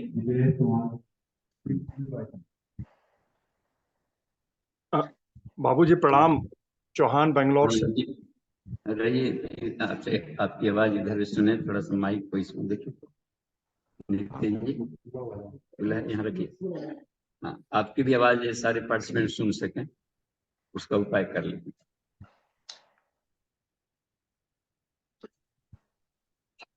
हाँ, अब कहा जाए सर जी प्रणाम। बाबूजी प्रणाम। एक बेसिक से थोड़ा परिभाषित करें। श्रद्धा, प्रज्ञा, विनियोग, यम, इन 4 चीजों को थोड़ा परिभाषित अपने शब्दों में बाबूजी प्लीज कीजिए। श्रद्धा, प्रज्ञा, यम, प्रत्याहार। यम और प्रत्याहार। प्रत्याहार, जी ये बाबू सब यौगिक जी, ये सब यौगिक टर्मिनोलॉजी है। पढ़ते समय कहीं न कहीं पर ये शब्द आएंगे। वेद ने ही कहा है श्रद्धया अग्नि समिद्धते, श्रद्धा की अग्नि में आत्मा प्रदीप्त होती है। इसका मतलब है कि ईश्वर जिस तत्व से प्राप्त होता है वह सबसे कीमती तत्व है श्रद्धा, और श्रद्धा कहलाता है रिफाइंड प्रेम को। दिव्य प्रेम को श्रद्धा कहते हैं। तो दिव्य प्रेम क्या है? अच्छाई से प्रेम को दिव्य प्रेम कहते हैं। आदर्शों के से प्रेम जब करेंगे आइडियल से तो दिव्य प्रेम कहलाता है। आदर्शों के समुच्चय को परमात्मा कहते हैं। तो साफ है आदर्शों के प्रति अटूट लगाओ, किसी भी कीमत पर प्राण भी चला जाए, लेकिन हम अपने इस जो आदर्श है, ये गुण है, इसको नहीं छोड़ेंगे। ये हमारी मौलिक गुण है ना आत्मा का। जैसे मान लीजिए कि शांति हो गया, आनंदमय हो गया, तो ये आत्मा का मौलिक गुण है। किसी भी अवस्था में अपनी शांति को नहीं खोएंगे, अपने आनंद और मस्ती को नहीं खोएंगे तो अखंड आनंद कहलाएगा। तो ये जो जो ये अच्छा, और देखिए आदर्श फिर किसे कहते हैं, बात आ गई। तो जिस गुण को संसार के सभी लोग लाइक करें, सबके लिए उपयोगी हो, उसको कहेंगे सबसे बेहतरीन, आइडियल, आदर्श, यानी highest common factor is called ideal. ठीक, आदर्श कहेंगे उसको महत्तम समापवर्तक। तो प्रेम ही एक ऐसा चीज है जिसको सब पसंद करेगा। पौधे हो तो सिलवट लोढ़ा शादी ब्याह पहुंच जाएंगे, प्रेम की भाषा सब समझते हैं। किसी भी कंट्री में किसी भी भाषा भाषी हो, स्नेह, कुत्ते, जानवर, प्रेम की भाषा सब लग रहा है ना कि प्रेम एक ऐसा तत्व है जो कि सबको ही चाहता है कि हमसे लोग प्रेम करें। तो दिव्य प्रेम, तो यह बात बन गई। तो ये कहना है कि मतलब कि दिव्य प्रेम को श्रद्धा कहते हैं, या फिर आदर्शों के प्रति अटूट प्रेम को श्रद्धा कहते हैं। मीरा ने अपना रास्ता नहीं छोड़ा, डेस्टिनेशन नहीं छोड़ा, किसी भी कष्ट आए। प्रहलाद ने अपने टारगेट को पाना नहीं छोड़ा, ईश्वर तत्व से जुड़ाव नहीं छोड़ा, कितना भी कष्ट आए। हम भी जिस श्रद्धा से जुड़े हैं अपनी साधना से, गुरु तत्व से या अपने ईश्वर तत्व से, तो जीवन में कितना थपड़े हम न छोड़े। तो ये कहलाएगी कि अच्छाई से इसको टूट पड़े। जैसे मान लें कि ईमानदारी, तो ईमानदारी एक आइडियल्स है, तो किसी भी कीमत पर हम ईमानदारी ना छोड़े, तब कहलाएगा कि श्रद्धावान। इन गुणों को बढ़ाएंगे अपने ऊपर। ठीक है, एक और शब्द था इसमें, प्रज्ञा। तो प्रज्ञा कहा जाता है इसमें कि वो सत असत विवेचनी बुद्धि। मान ली कि जब हम संसार में चल रहे हो, शिक्षा के क्षेत्र में, खान पान रहन सहन, अब तो यहाँ पर मिश्रण है, मिक्सचर मिलेगा सब। सत है, रज है, तम है, काले गोरे, कांटा, वो मीठा फल, खट्टा फल। तो हर जगह संसार में चूंकि अब विभिन्नताएं मिल रही है, इसमें ऐसे चीजों को चुने अपने लिए जो हमारे शरीर मन आत्मा को तेजस्वी बनाता है। ठीक है, तो इस चयन की जो प्रक्रिया होगी वो प्रज्ञा, यानी सत असत विवेचनी बुद्धि इसको प्रज्ञा। तो ये इसकी पकड़ है। दूरदर्शी विवेकशीलता भी शब्द का नाम है, एक शब्द दूरदर्शी विवेकशीलता, केवल जानकारी भर नहीं, साधारण समझदारी नहीं है। प्रज्ञा सामान्य समझदारी को नहीं कहते हैं। दूरगामी परिणाम इसका क्या होगा, ये खा रहे हैं तभी मजा दे रहा है, लेकिन शरीर पर, मन पर, आत्मा पर, हेल्थ पर क्या प्रभाव पड़ेगा बाद में जाकर, ऐसे सोचते प्रयास करना। यानी सापेक्षता के सिद्धांत में चुनना पड़ता है कि हमारे लिए क्या श्रेय है, क्या प्रिय है, क्या त्याज है, क्या नियम है। तो इस बुद्धि को जो गणेश के पास थे, इस इंटेलेक्ट को प्रज्ञा कहने लग रहा है ना कि सत असत विवेचनीय बुद्धि, कहीं भी पहुंचा दी जाएगा, आप सत्य को ढूंढ लेंगे। जब ईश्वर सत्य है और सर्वव्यापी है, तो कचड़े में भी होगा, तो कचड़े में भी ईश्वर को ढूंढ लेना प्रज्ञा, महाप्रज्ञा है कहीं भी। तो ये अपने लिए क्या उपयोग है, बाकी कचड़े छोड़ दे, इसमें ईश्वर को ले लिया। हर चीज की उपयोगिता, निगेटिव में भी पॉजिटिव ढूंढ लेना प्रज्ञा, निगेशन में भी पॉजिटिव ढूंढ लेना। तो इसको कहा जा सकता है कि दूरदर्शी विवेकशीलता, सरल भाषा में, या फिर सत असत विवेचनी बुद्धि। तो ये संसार में जरूरत पड़ती है प्रज्ञा की। अच्छा, एक और बात है क्या इसमें, अगला इनका नहीं, एक यम शब्द है, यम। यम तो उपनिषद की परिभाषा में हम बोले, देह इंद्रियेषु वैराग्यम यम इति उच्यते बुधई। योग दर्शन में तो यम बताया सत्य, अहिंसा, अस्तेय, ब्रह्मचर्य, अपरिग्रह। ये जो भौतिक जगत में जिनसे हमारे व्यवहार में काम आते हैं, तो इनका अभ्यास करेंगे तो संसार में टहलने की कला अच्छी मिल जाएगी। या एक इसमें एक और भी शब्द आया था, मैत्री आदि है ना, इसमें आया था मित्रता आदि शब्द था। तो मैत्री, करुणा, मुदिता, उपेक्षा, इन चार चीजों को पतंजलि ने अपने योग दर्शन में लिया है। तो संसार में निरापद टहलने के लिए दोस्त भी मिलेंगे, दुश्मन भी मिलेंगे, टांग खींचने वाले मिलेंगे, बकअप करने वाले भी मिलेंगे हर तरीके से। तो इसमें उग्रवादी भी मिले, थोड़ा कि संतों को उग्रवादी न मिलेंगे, और उनको भी मिलेंगे। तो हर तरीके के संसार में इसमें जीना है। तो पतंजलि ऋषि ने क्या उपाय बताया, मैत्री, करुणा, मुदिता और उपेक्षा, इन चारों को अपनाओ।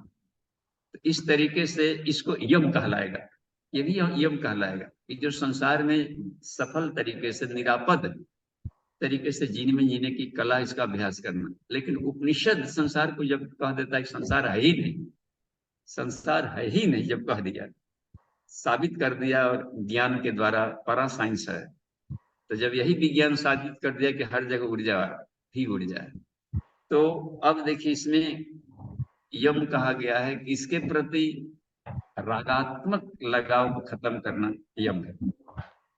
सांसारिक पदार्थों, विषयों के प्रति रागात्मक चिपकाव को हटाना यम है। क्लियर?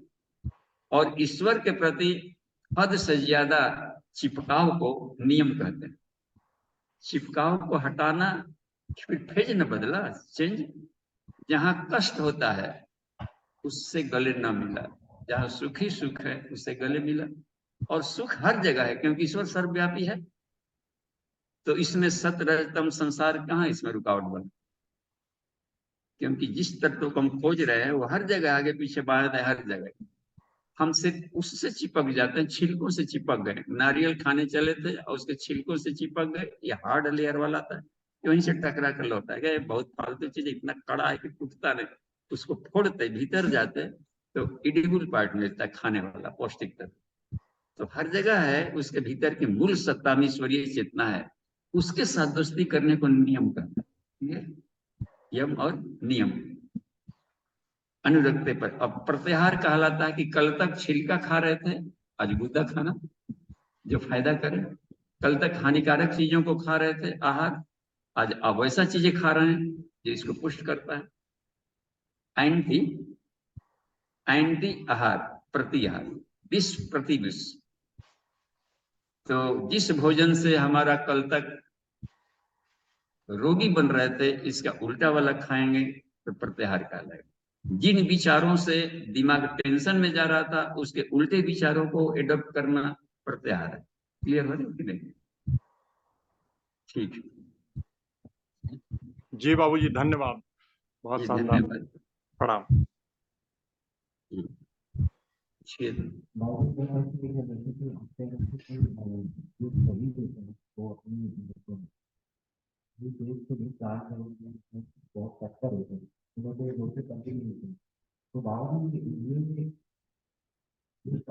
थोड़ा सा दूर करके बोलिए तो। हाँ,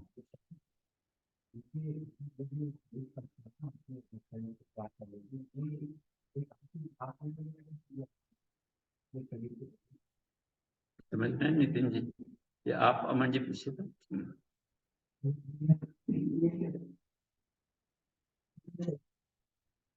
शरीर, हाँ, शहीद, शहीद लोग हैं। नहीं, कैसे भूल गए, इको कैसे करने लगा? ऐसे ही बोलिए तो, ऐसे बोलिए। हाँ, वो अपना बलिदान देने के लिए तत्पर है। ओके। तो क्या ये तत्परता आत्मघात नहीं हो गया?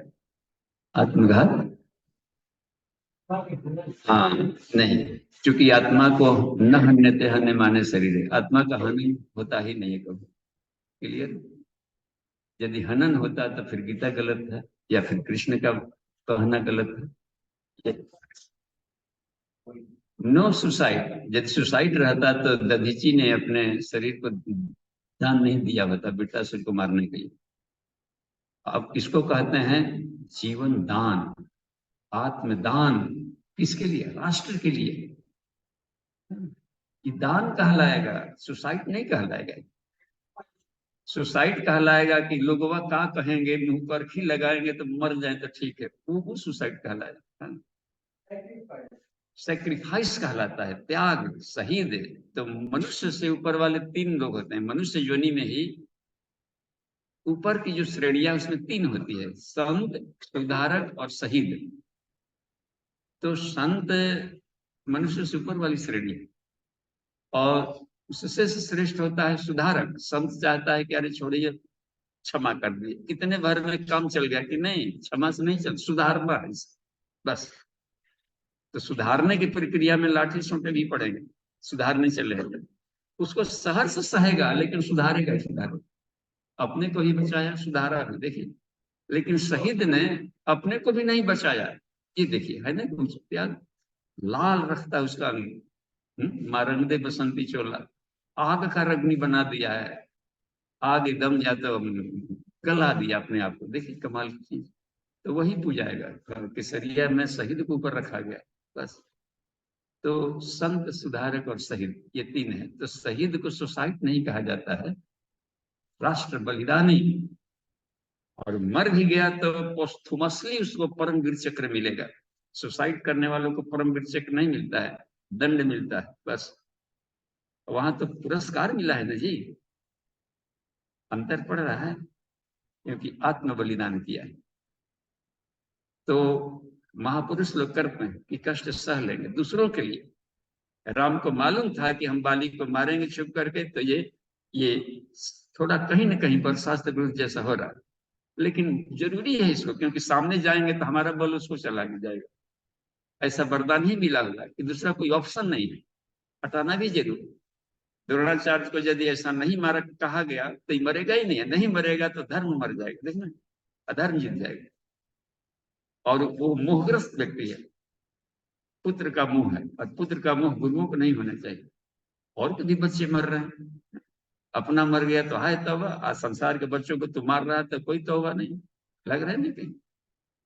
तो वहां पर ये वैदिकी हिंसा, हिंसा न भवति, ये कहा गया। तो वैदिकी सुसाइड किया है, आत्मदान किया है, तो उसको सुसाइड नहीं कहेंगे। क्लियर? क्योंकि वो पदार्थों को न दिया है जी, पार्टिकल को दिया, वो कहाँ मरा। आत्महत्या कहलाता है कि हम ऐसे विचारों को ले जो आत्मज्ञान को घटाते हैं, तेज को, ये आत्महत्या। हम लोग पर डे सुसाइड कर रहे हैं, पता नहीं चल रहा है।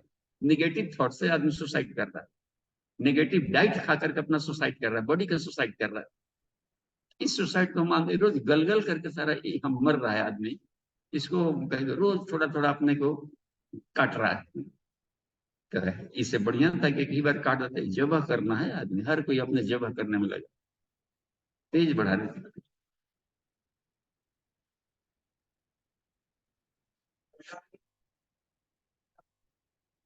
हाँ अमन जी, आप भी सुनिए, आप बताइए कि क्या सर जी पूछना चाहते हैं।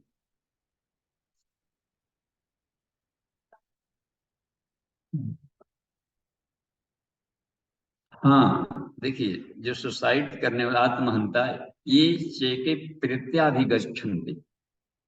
कठोपनिषद में बताया है कि जो सुसाइड करते हैं वे प्रेत योनि में जाते हैं। प्रत्याभिगच्छन्ति है कि नहीं? ते प्रत्याभिगच्छन्ति, वो अब दूसरे शरीर खोजने के लिए सोचता है कि मर जाएंगे तो अलाय बलाय खत्म हो जाएगा, उसको बॉडी फिर नहीं मिलेगा। कि जिस उद्देश्य के लिए बॉडी मिला था, आत्मा को तुमको जगाने के लाभ ले सकते थे, उस बॉडी को डिस्ट्रॉय कर दिया है, तो फिर दोबारा ईश्वर क्यों देगा? तो इतना इतना कष्ट होता है प्रेत योनि में। तो ते प्रत्याभिगच्छन्ते, कठोपनिषद का। एक और दूसरा क्या?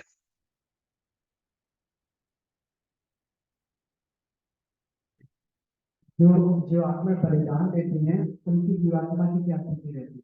हाँ, अब देखिए, जो त्याग बलिदान दिया दूसरों के लिए, उसकी उत्कृष्ट स्थिति होती है कि अपर क्लास में जाएगा और बड़ी मिलेगा, बढ़िया।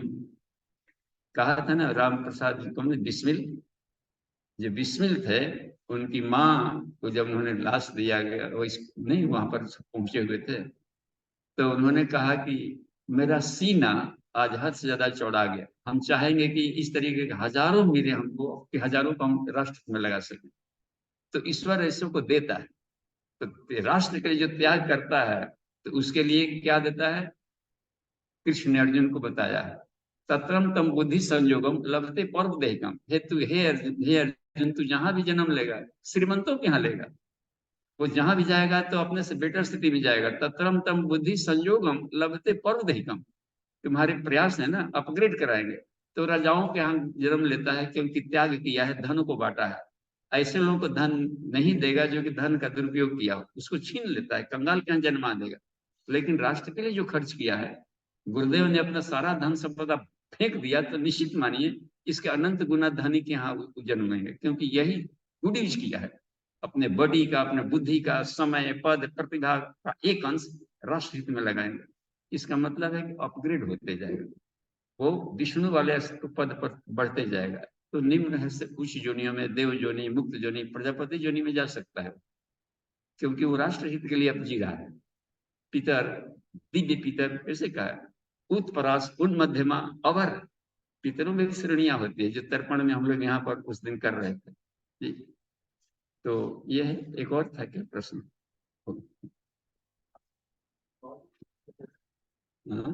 आपको कहा कि पृथ्वी तल से सदरता होती है, हाँ तो इससे क्या प्रभाव पड़ती है इसके बताते हाँ, पृथ्वी तत्व की प्रधानता होती है, यानी खाते पीते पूजा पाठ करें। पाचक उपवास बढ़िया है अभी के लिए। जहां दिन भर में 10 बार खाते थे, तो अगला भोजन तब लें जब पिछला पच जाए। इस तरह का फास्टिंग चल जाएगा, तब मरीज लोग भी कर लेगा, बूढ़ा लोग भी कर लेगा। नहीं तो आधा लोग तो बर्तन छोड़ देगा कि ना हमसे नहीं सहा बूढ़ा है, हम ना कर पाएंगे, गैस्ट्रिक होता है, गुड़गुड़ करता है। तो कौन कह दिया खाली पेटे करने का? खा करके करिए। आखिर खाएगा तो भोरे उठ के थोड़े खा लेगा, एक आध घंटा बाद ही ना खाएगा जी। तो एक आध घंटा पहले पूजा वूजा कर लिया, काम खत्म, व्रत हो गया उसका। एकदम वैज्ञानिक ढंग से जीवन जीने की शैली आज चलेगी। अब छठ में 36 घंटा भुखवा देंगे तो कौन करेगा जी छठ आज के युग में? तो आपके यहाँ भी छठ होता है? हम लोग की तरफ पूछा जाता है, आप यहाँ छठ हो रहा है कि नहीं? तो व्रती लोग कहते हैं, नीके नीके रह हम तब कल ले। अब लिखे मैंने भगवान ठेका ले कि हमको ठीक से रखिएगा, काहे का ठेका लेंगे? ना किया तो अब ठेका भी ले लीजिए। हम क्यों नहीं कहते हम पहले कर लेंगे तब हमरा रखे? पहले ही कंडीशन ठोक दिए, नहीं ना जी। तो कंडीशनल प्यार नहीं पसंद करेंगे। नीके नीके हम तब करो, नहीं कैसहू हम करम, ई होता है बस। हमको लगता है जब से शादी हुई है, तो वो तब से हम एक भी छठ नहीं छोड़े। हम मातृ में छठ करते रहे, चाहे जहां भी रहे कैसे। तो ये कमाल की बात है। तो 50वां छठ है अब आए, देखिए कमाल की है ना बात। 73 के बाद हम साथ साथ किए हैं, अब समझिए। और यहाँ के बच्चे बच्चे अंडे पोठिया सब करते हैं, क्योंकि जलाहार लेकर करते हैं, जल लेकर। तो आज के युग के अनुसार करना होगा, तो किसी को दिक्कत नहीं आती। तो बढ़ाना था, इतना कड़ा बना, गायत्री मंत्र इतना कड़ा है, इसलिए छोड़ दिया। जनेऊ पहनना इतना कड़ा है, जनेऊ भाग गया। दीक्षा लीजिए, अब दीक्षा में इतना आपने गुरुमुख हो जाइए, पूरे गांव भर को खिलाना है, तो काहे का गुरुमुख होगा? तो वे सोचा कि चलिए, जब हम शादी ब्याह होते रहता है, गांव भर खाते रहता है, उसी समय जनेऊ पहन लेंगे, गुरुमुख हो, सब निपट जाए वही घर। अब वह कुमार जब ही सब था, लेना चाहे तो 8वीं कक्षा में ले रहा, बूढ़ा कर बड़ी बात। तो इसलिए हो गया ये। समर्थ गुरु रामदास, नहीं क्या नाम था जिनका, जो अमेरिका में जाते, रामतीर्थ, हाँ, स्वामी रामतीर्थ, बड़े बेबाक बोलते थे, विवेकानंद की तरह सब ये सब। तो उनसे पूछा गया कि जो हिंदुओं का है, ये जो संस्कार प्रणाली है, ये कैसे खत्म क्यों गई, इसके प्रति अरुचि क्यों पैदा हो गई? देखते हैं कहाँ किसी के कंधे पर न जनेऊ है, न महिलाओं को तो जनेऊ ही नहीं पहने दे, न छूने दे रहे। जबकि पूरा काले तो नारी नाम मौंजी बंधन मिश्यते, प्राचीन काल की सारी नारियां जनेऊ पहनती थी। यम स्मृति में दिया है। अध्यापनम च वेदांतम, वेदों का अध्ययन करती थी, गायत्री वाचनम तथा। तो हम सब कहाँ से कहाँ ये सिस्टम को समाप्त कर दिया है, बर्बाद कर दिया। तो पूछा गया तो उन्होंने बड़े बेबाक उत्तर दिए, कहा कि इसके 3 महत्वपूर्ण कारण। पहला, कर्म कांडों को पहाड़ की तरह कड़ा बना दिया गया, ये करना है, वो करना है, ये लपेटना है, कान पर पढ़ ले तो पता नहीं क्या क्या करना है, छुआ गया वो इतना पहाड़ की तरह कड़ा बना दिए। इसे भी लोगों ने छोड़ दिया अपनाना। सिंपल बनाना चाहिए था। गायत्री मंत्र सबके लिए, गुरुदेव ने सरल कर दिया तो सब लोग अपना लिए, है कि नहीं? तो एक तो पहाड़ की तरह कड़ा कर दिया। दूसरा, उसका वैज्ञानिक महत्व नहीं बताया, क्यों जनेऊ पहने, क्यों सिखा रखे, इसके साइंटिफिक क्यों मूर्ति पूजा करें, इसके साइंस को नहीं समझाया। जबकि ये प्योर साइंस है ये। नहीं तो आज साइंटिस्ट वर्ष सुदूर भागने लगे, क्योंकि इसके साइंस को नहीं बता पा। आज आज आज इसलिए अध्यात्म ये खतरे में आ गया कि हम वैज्ञानिकों को वैज्ञानिक बुद्धि से नहीं बता पा रहे हैं अपने ही कल्चर से। तो ये दूसरा गलती किया गया। और तीसरा गलती किया गया कि पंडितों की दक्षिणा महंगी हो गई। इसी बात को भी कहा, तो गुरुदेव ने सब फ्री में कराना शुरू कर दिया, तो बात बन गई। अब एक एक भी इतना भारी भारी, हिया पर दक्षिणा, हुआ दक्षिणा, पोथी मुदाई दक्षिणा, पोथी खुलाई दक्षिणा, और शंख धोवाई दक्षिणा, शंख फुकाई दक्षिणा, नहीं दिखे दिक्कत पड़ेगा। तो जजमान भी कम चतुर नहीं है, 1 रुपया की रोजगारी पर डालिए, उसको मालूम है दाल दाल पात पात वाली बात आ गई। अब पहले यह बात आती थी कि जबकि दक्षिणा में देखिए वेद के एक मंत्र है, टाइम हो गया, व्रते न दीक्षा मापनोति दीक्षा अपनोति दक्षिणा, व्रतशीलता ही दक्षिणा है। दक्षता कर पाने के लिए यानी हम अपनी बुराई को छोड़ेंगे, अच्छा बनेंगे, तो अच्छा बनेगा तो सब काम नहीं करने लगेगा, सारा समाज का पैसा लुटाने लगेगा। तो बुराई छोड़ो, बुद्ध ने दक्षिणा में ये मांगना शुरू किया। देखिए एकदम कितना वैदिक क्रम से अपना है, तब ये करने के बाद है तो ओके। और इससे दक्षता बढ़ेगी, दक्षता, बुराई छोड़ेंगे तो अच्छा करेंगे, अभ्यास करेंगे तो दक्षता बढ़ेगी, तो सिद्धि मिलेगी, तो सिद्धि मिलने को दक्षिणा कहते हैं, उपलब्धि। उससे श्रद्धा बढ़ेगी, श्रद्धा से सत्य को पा लेंगे। तो ओम शांति ही शांति ही शांति। समाप्ति। प्रणाम।